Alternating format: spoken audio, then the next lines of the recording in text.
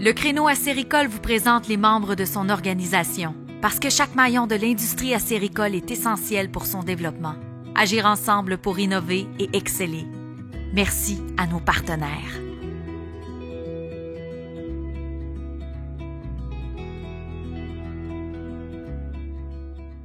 Je me présente Ghislain Lavoie, cofondateur de Érablière Ghislain Lavoie et Fils. L'Érablière a été fondée en 1999. Moi, j'étais propriétaire à cette époque de 55 lots forestiers qui avaient des érablières sur ce territoire. Les gens venaient me voir pour vouloir acheter mes lots. Voyant ça, je me suis dit pourquoi pas, moi, la mettre en production. J'ai commencé en 98 à la nettoyer pour qu'on fasse la première année acéricole en 1999. À cette époque, les enfants étaient, on parle de 10 ans, 8 ans et 12 ans. Je voulais faire de quoi familial. De là, on a créé la compagnie acéricole et depuis ce temps-là, ça a tout le temps bougé.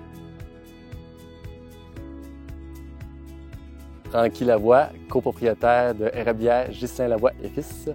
Et Jean-Nicole Lavoie, copropriétaire de Érablière Ghislain Lavoie et Fils.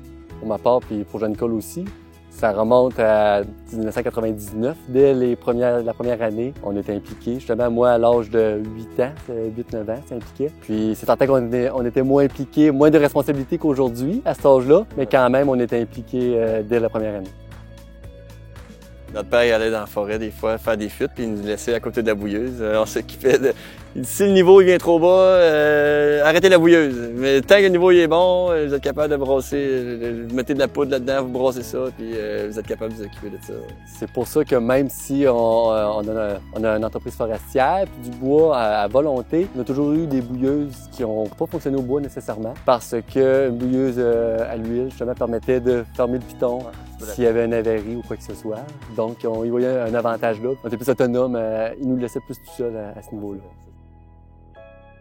Mais souvent, Ghislain, lui, il voit, c'est plutôt les belles petites érables qui poussent, justement, la relève, tout ça. Puis il parle souvent, il dit, c'est pas vos enfants, je fais ça pour vos petits-enfants. C'est pas vos enfants, c'est vos petits-enfants qui vont entoyer celle-là. Qui vont bénéficier de ça. Dans le fond, ça, c'est un beau souvenir, c'est des beaux moments, justement, de voir l'intérêt qu'on a vers la relève, puis ce qui s'en vient, là, justement, au niveau de l'érable.